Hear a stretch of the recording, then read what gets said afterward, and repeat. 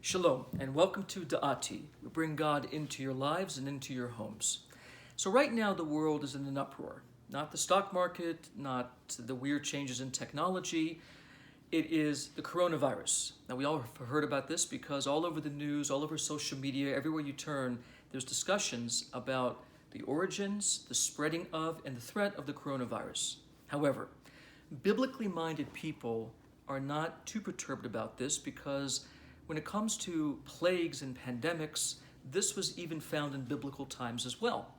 So while we're not here to explain the etiology, the origins of corona, we can talk about the spiritual understanding of a plague, a spiritual understanding of what's called in Hebrew a megefa. Why do plagues take place? So one of the reasons the rabbis talk about is if you counted any community of people.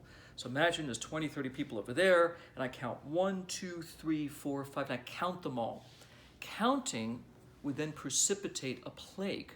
And the question is, well, if you can't count somebody because a plague would occur, how do you count? And the answer is either not 1, not 2, not 3, or count something else, but not the people directly. So why would counting elicit a kind of plague or destruction of that sort? What's the connection? So one answer is a plague is judgmental, right? If a plague breaks out, it's called in Hebrew din, it's judgment, it's severe, it's a difficult time. Counting also is said to be linked to the same thing. So if I count someone, if I count you as 1 and Sally is 2 and Bob is 3, I'm limiting you. I'm saying you're 1, you're 2, and you're 3. 1 can't be 2 and 3 can't be 2. In other words, the act of counting from a Torah perspective, a biblical perspective, is a limitation of things.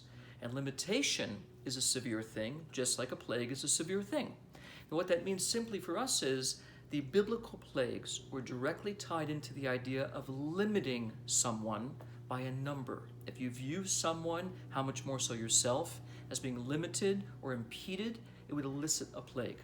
Practically speaking, what that means is what the Bible discourages is the idea of counting and limiting a person. Each one of us has to be able to say that even if we have a certain definition of who we are, in truth, we have infinitely more potential than what we've currently defined or thought of.